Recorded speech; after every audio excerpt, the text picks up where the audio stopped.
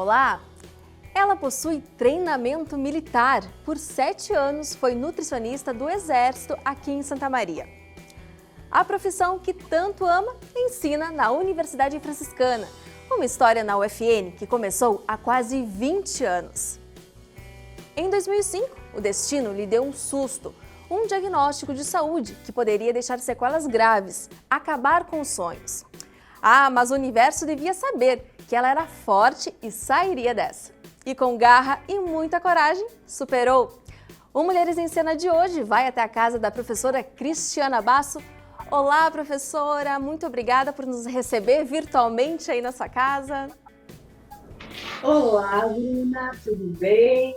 UFN TV, sejam bem-vindos à minha casa, mesmo de forma virtual, em tempos de pandemia, e mais especificamente ao meu escritório, onde eu mais fico nesse período. Eu quero começar o programa perguntando um pouquinho sobre a carreira militar da senhora, né? A senhora foi a primeira nutricionista do Exército aqui em Santa Maria. Como que foi essa experiência? Conta pra gente. Exatamente, olha só, Bruna. Eu me formei em Juí, na Unijuí, em seguida fui trabalhar numa cidade pequena, em Campo Novo, entre Santo Augusto e Três Passos, e lá eu trabalhei na área de saúde coletiva, na época chamada de saúde pública, até 2001.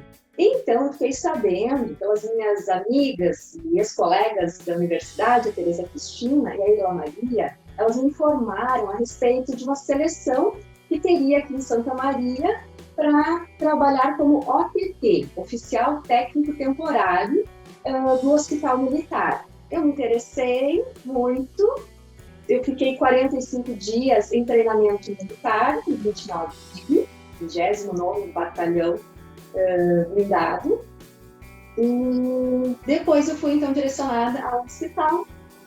Foi muito bom, foi um período maravilhoso, profissionalmente, me realizei muito, mas como eu falei, eu era OTT, Oficial Técnico Temporário. Então eu poderia ficar no máximo até 7 anos. E, felizmente, eu fiquei em todo esse período. Em 2008, eu fui desligada então do Exército. E como é que foi esse período? Como é que foi o treinamento, professora? Aprendeu a atirar, a ir a campo? Como é que foi? Conta mais pra gente. Muito bem, o pessoal adora, os alunos adoram me questionar e querem saber como faz, como é a seleção. Eu incentivo bastante, é muito gratificante, muito bom. Aprendi a marchar, eu participava dos desfiles, aprendi a atirar, aprendi as canções do Exército, toda a questão de hierarquia, disciplina, que são pontos fortes do Exército. Eu posso dizer que eu me enquadrei muito bem, eu gosto desses conceitos, então foi muito tranquilo para mim. Mas sim, eu era uma menina, jovem, um pouco assustada, eu não tinha nem militar na família, então para me dar instruções eu não sabia bem como seria, então eu cheguei, confesso que um pouquinho assustada, mas eu gosto sempre de desafios, gosto de enfrentá-los, e assim foi tudo bem, correu tudo bem no treinamento. E no hospital, muito bom. Dessa experiência, professora, tem algo que a senhora traz até hoje, assim, alguma coisa que fazia nessa época, que carrega com a senhora?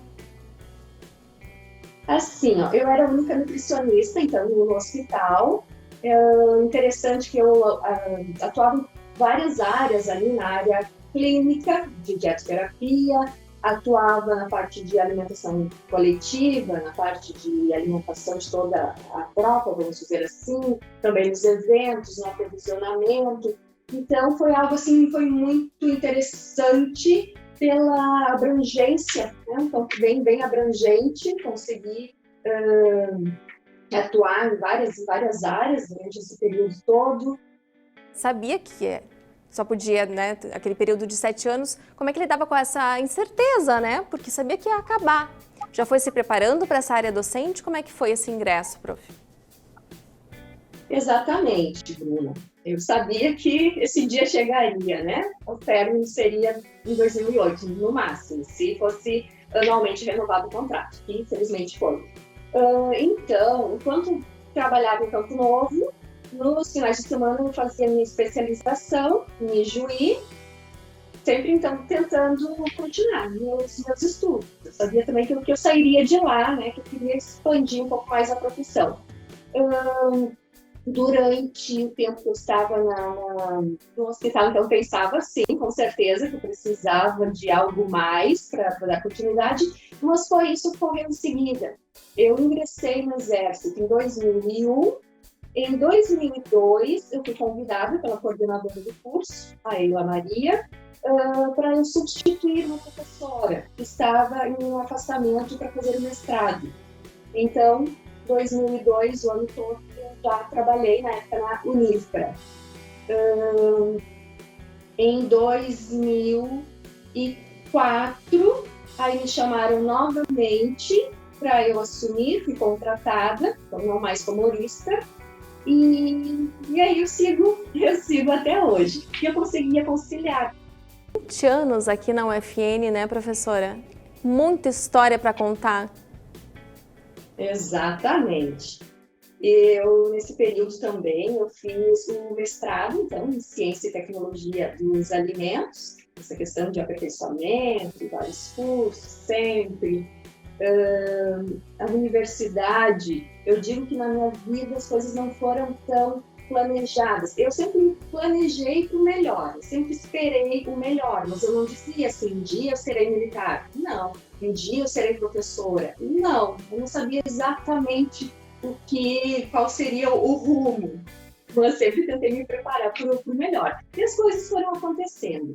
A docência foi algo assim para mim que me tirou também da zona de conforto. Essa primeira vez que eu recebi o convite, eu, poxa vida, será que eu consigo? Será que eu posso? E eu disse, bom, vamos ver, eu espero que eu supere, né, as expectativas, porque eu recebi um convite desses, mas é algo que eu me realizo, eu não me vejo fazendo outra coisa. Eu amo ser nutricionista, mas eu confesso que eu amo um pouquinho mais ainda ser professora universitária. Eu adoro contato com os meus alunos queridos. Eu acho que eu sou um pouquinho mãezona também, sabe? Depois que veio o Vini, eu percebo que mudou até a minha forma, talvez, de trabalhar como docente. Não me preocupo mesmo com os alunos, com a questão pessoal mesmo.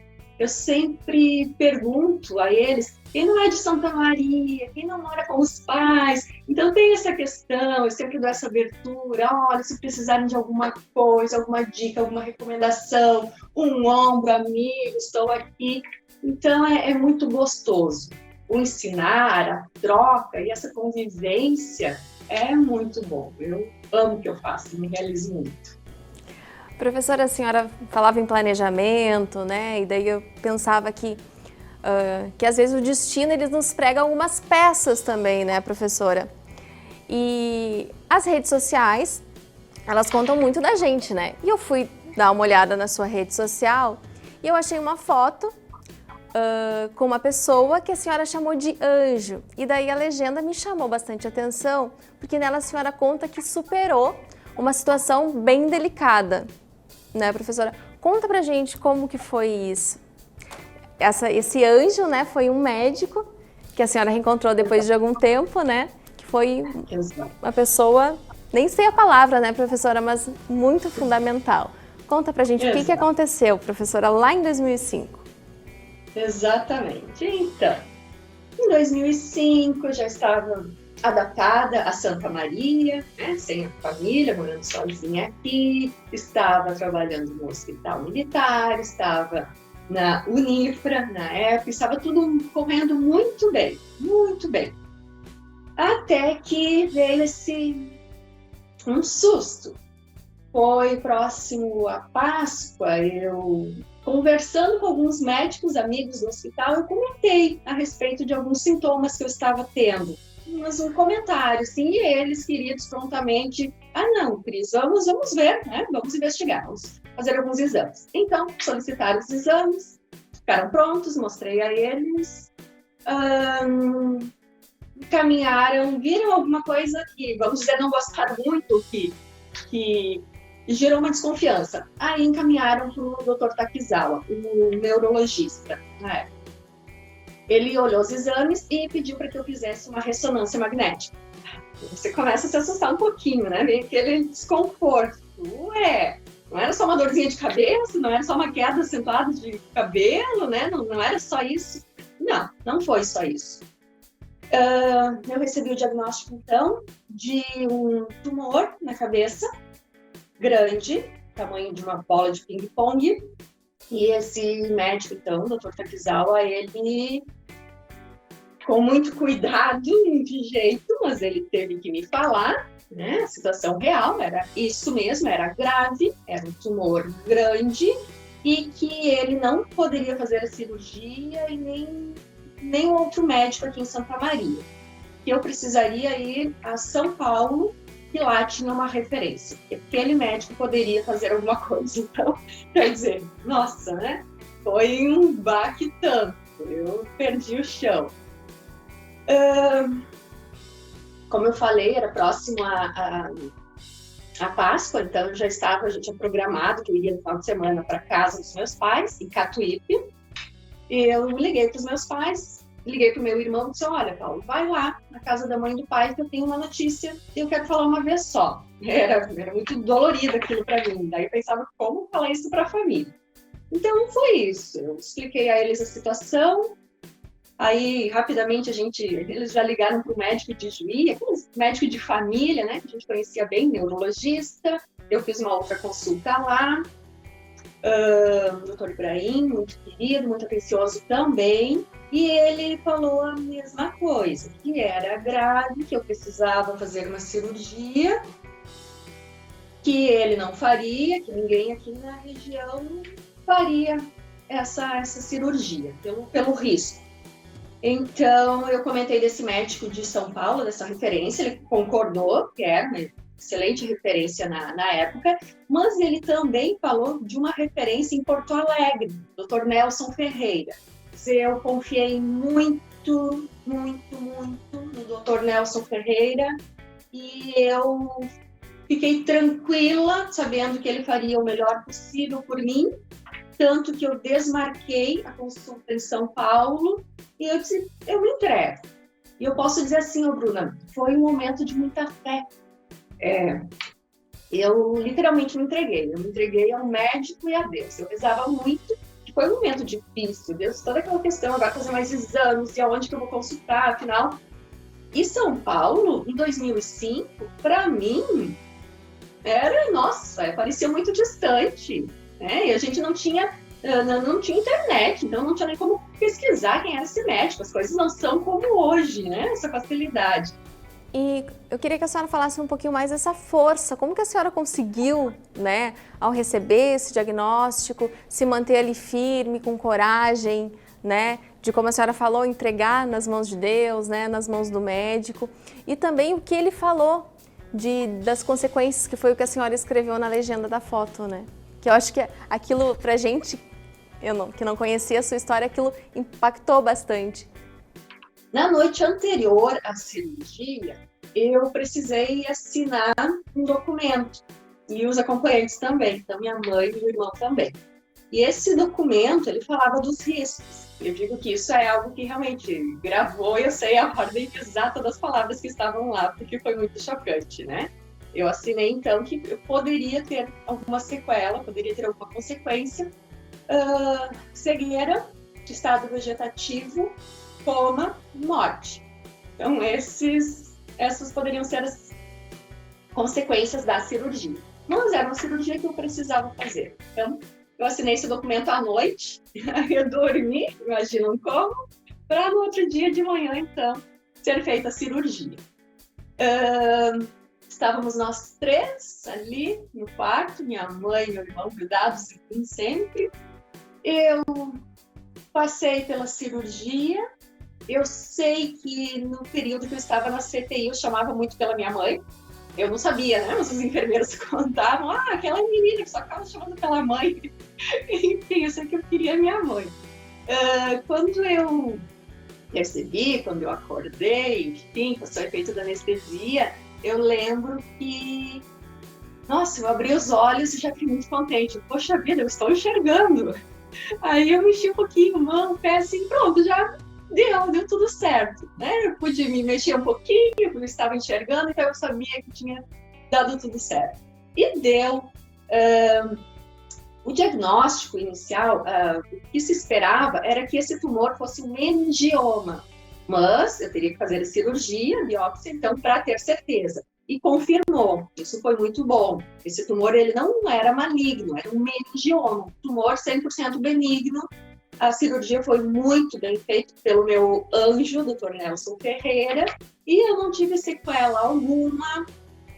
A recuperação foi rápida, eu fiquei menos de uma semana no hospital, 2 dias na CTI, contando com muita vibração positiva, eu sei muito, né, muitas mensagens, muito carinho, muita corrente de oração no hospital, eu sei que eles faziam diariamente corrente de oração, mas eu tive momentos de tranquilidade também, nesse sentido de eu não posso fazer nada, Deus e o médico podem, então eu tive muita entrega e estou aqui, feliz da vida, super recuperada.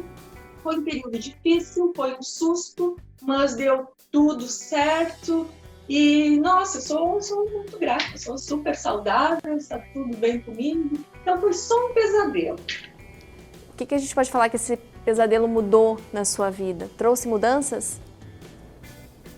Assim, Bruna, situações difíceis como essa e outras também que eu vivenciei mais tarde, nos fortalecem. Eu penso assim, o que mudou para mim, talvez antes, coisas pequenas me incomodassem mais. E hoje eu penso, mas isso é tão pequeno, por que eu vou me estressar com isso? Então, realmente hoje eu dou importância para o que realmente merece, sabe? Eu acho que o que mais mudou para mim foi isso, a questão da valorização, sabe? Eu valorizo tudo, valorizo a vida que eu tenho, a família, a profissão, os amigos. Eu sou muito grata, sou muito, muito, muito agradecida a tudo. E eu penso que é isso. Eu não me estresso mais tanto, não me chateio tanto com coisas que eu acho que não vale a pena. Foi a principal mudança. E gratidão. Aí eu tenho formas eu tento demonstrar minha gratidão pela vida, fazendo algumas coisas. Eu penso ser importantes. Professora, a senhora sabe que a gente entra na vida das nossas entrevistadas aqui, né? Fala um pouquinho de tudo.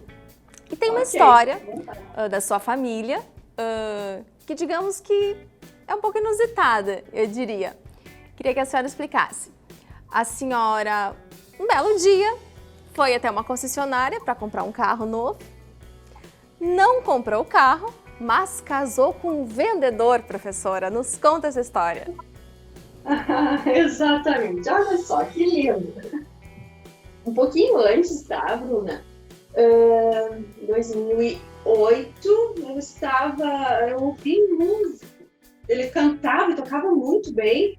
E eu estava organizando o jantar de 10 anos do curso de nutrição. Faríamos uma comemoração e eu era responsável ali pela questão do jantar. Então eu vi aquele músico e pensei, nossa, como ele canta bem.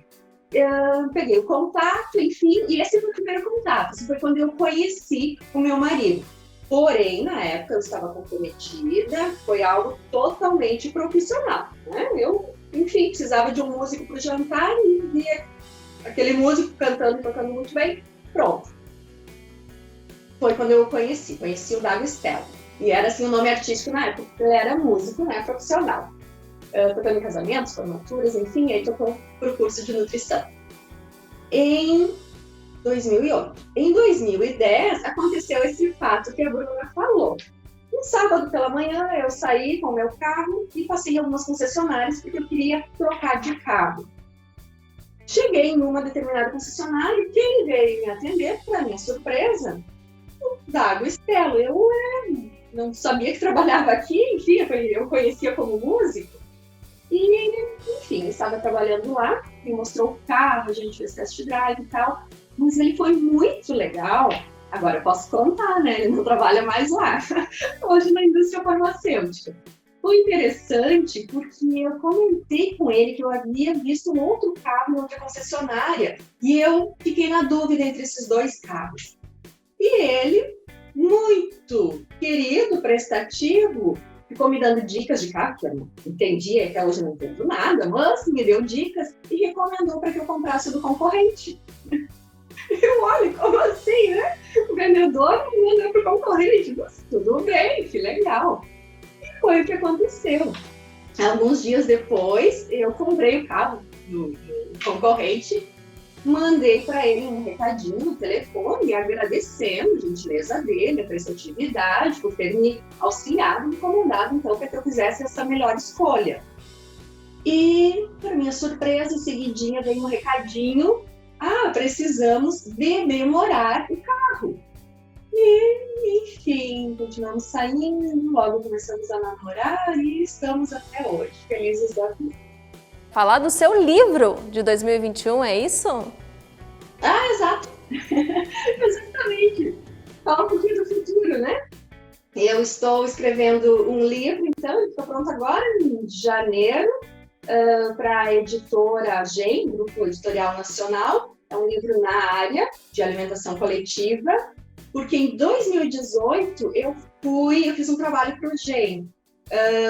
Eu fiz uma disciplina EAD, e aí fiz um talk show em São Paulo, fiz, enfim, um trabalho que foi bem interessante. E aí, em seguida, eu pensei, bom, eu vou fazer a proposta também de um livro, que eu adoro escrever, tenho muito material, e foi bem aceito. Então, agora ele está quase saindo. 2021 eu entrego, agora de janeiro. 2021 cheio de coisas boas, né, professora, que todo mundo espera. Que bom. Muito obrigada mais uma vez.